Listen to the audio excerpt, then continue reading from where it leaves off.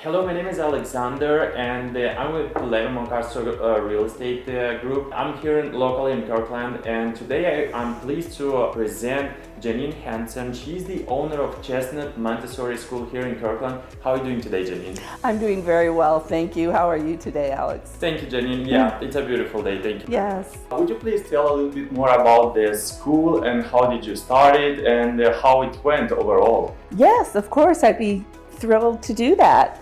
About 40 years ago, my children were in Montessori school, and I was working at a dietitian at Evergreen Hospital at the time.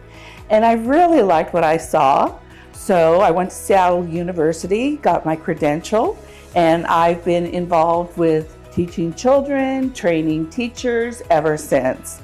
We have two campuses. One is in Bellevue, and this one here is in Kirkland. This one is very special. There's only one classroom. It has 12 to 14 children. We accept children who are not yet potty trained. So the children are between 2 and 6 years old. So I'd like to say a few things about Montessori. It is such a beautiful method of education because our goals are to prepare children to be global citizens. While that happens, children love to learn under the guidance of nurturing teachers, and they'll study everything from social emotional activities, art, music, math, reading, language, writing, botany, zoology, geography, earth science. And we do all of this in a very childlike way, basically through hands-on sensorial learning. And it's a joy for us as teachers to see how beautifully the children develop and how happy they are at school. Can you tell us a little bit more about what's a Montessori school in general? Yes, I would love to tell you about Montessori school. In 1870, Dr. Maria Montessori was born. She went to medical school and she saw that young children were still working to help support their families. So she decided to start schools where children could be cared for during the day so their families could go, the mothers and fathers could go to work. And so she started the first Montessori schools about 150 years ago in Italy. What she found through scientific observation is that children are really very smart and that they love to learn. We see here that children are so happy working with these specialized Montessori materials. Yeah, that's very great. That's been kind of like, it's not like a regular school, so That's you right. have kind of like more custom approach to children, right? So Yes. and to their education. So That's as right. you mentioned, you educate them to be like a global citizen, right? Yes. And then so that means that you have like different cultures and you implement some kind of like different understanding for kids. Is that correct?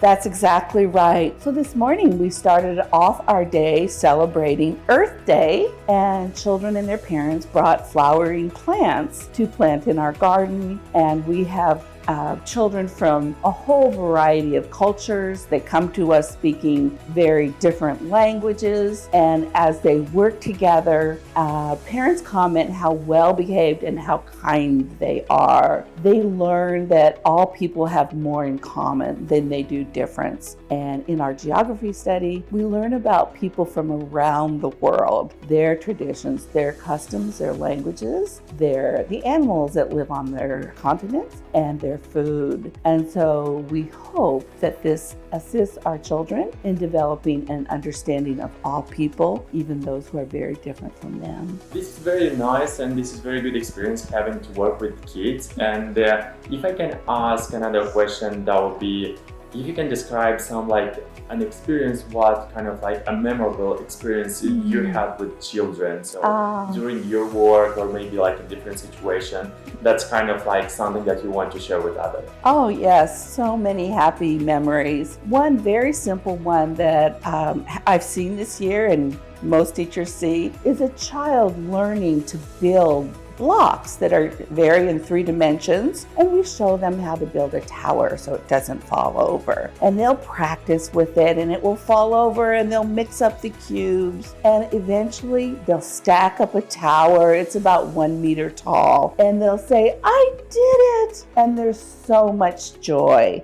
Other children will come around and they'll look at that material, and you just see their confidence build, and so Nice. it's very happy. So I think that way you kind of build confidence in their personality, right? Yes. So like for the future, for their life. and That's their exactly experience, right. work and so on. Yes. So that's been like a very good quality to build in a child. Yes, right? very much so. Okay. And their confidence comes from actually achievement, not from us telling them they're so cute and so smart, but because they have accomplished something that they're proud of. So they're self-motivated and Yeah. they love to learn. What challenges did you meet like during when you established this school? Yes. And what could have made you easier if you had some, I don't know, availability, maybe like even finances or information or some other stuff that could make it easier for you to implement everything what you wanted to do? So there are very many challenges in establishing a school.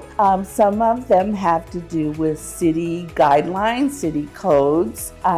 So when my husband and I bought this property, we had engineers come out, and we had all kinds of specialists come look at the property, look at the where there's a little stream. Finally, we got city approval. Then we get approval from the Department of Children and Family, and they come out and they inspect, and everything has to be done just right to ensure that the children are safe and that we have a certain number of exits, restrooms, everything available for children. Once that's done, then it's a matter of finding teachers. So there is a great demand for Montessori teachers in the area. So about 40 years ago, I started a teacher education program, and it is accredited, internationally accredited. So now it's such a joy working with adults as well. Now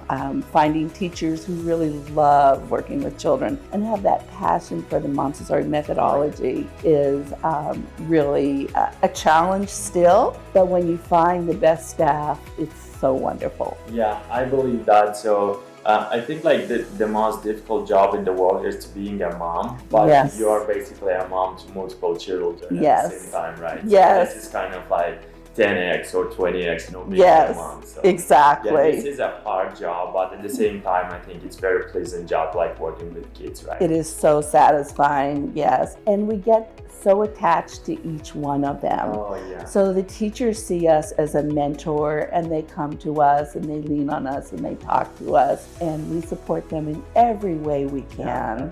So you said that you have like, if to move to another topic, so you said that you have like 2 schools established. Yes. One is in Bellevue, one is here in Kirkland. Yes, that's right.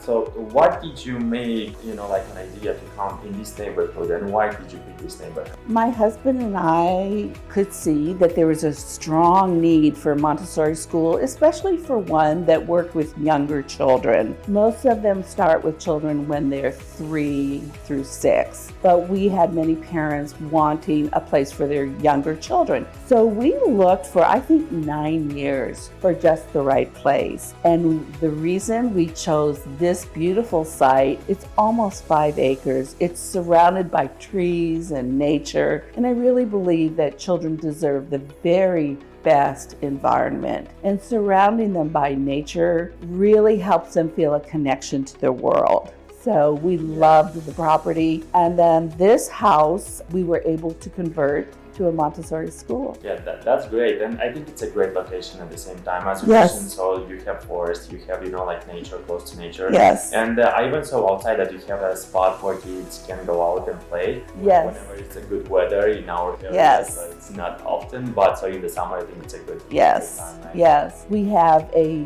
completely fenced-in play yard and picnic tables and play equipment. We have a nature trail that goes all along the property, and then we have have a grass sports field. So it's really also important that children get outside, climb, play, run. And so we have lots of areas where they can grow and play. Yeah, that's been so great. So only like positive things what will make a kid just to develop and grow. Yes. I don't know, like healthy and probably, like educated in some way. Right? Yes.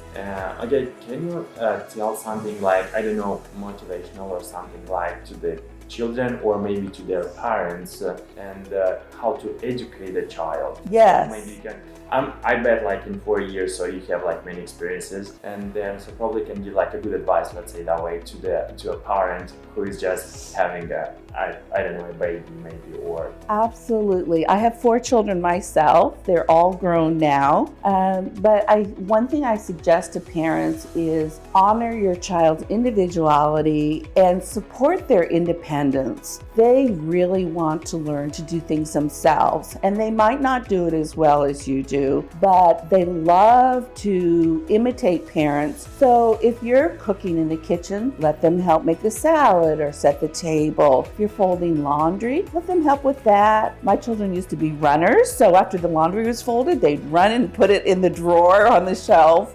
They love to work in the yard. They love to sweep and clean. So part of the Montessori philosophy is allow children to learn tasks and to become independent. We also have them become independent in their learning. So as they're learning, we do not point out mistakes. Our materials are self-correcting. So whenever a child can look at something and determine that they want to change what they did, that is the ideal. Okay, yeah, thank you very much for that. I think this is going to be very useful to people who will be listening to this interview, so they can implement some very good stuff in their education to their children, right? Thank you. Do you still take new children to your school? If so, or even if not, so where can people find more about you? Yes. Yeah, where they can find like your information, contact information, or how they can reach out? Oh, yes, absolutely. So our school runs for a school year and then during the summer. So we do have a website, www.chestnutmontessori.com, and we have lots of information on our website. So we have a few places here on this campus and a few places still for next year in Bellevue. We also go through the summer, so we have summer sessions. And then for teachers, we have a separate teacher education website, and it's www.teachereducation.org. Thank you very much for all the information. That was Janine Hanson with the Chestnut Montessori School here in Kirkland, also with another campus in Bellevue. Yes, that's right. And my name is Alex. I'm with the real estate company, Later Montessori Group. If you have any questions related to real estate, please feel free to reach out to me. And all the questions related to education, so Janine is the person that will help you out. Thank you very much, Janine. Thank you, Alex. It was a pleasure. I appreciate that.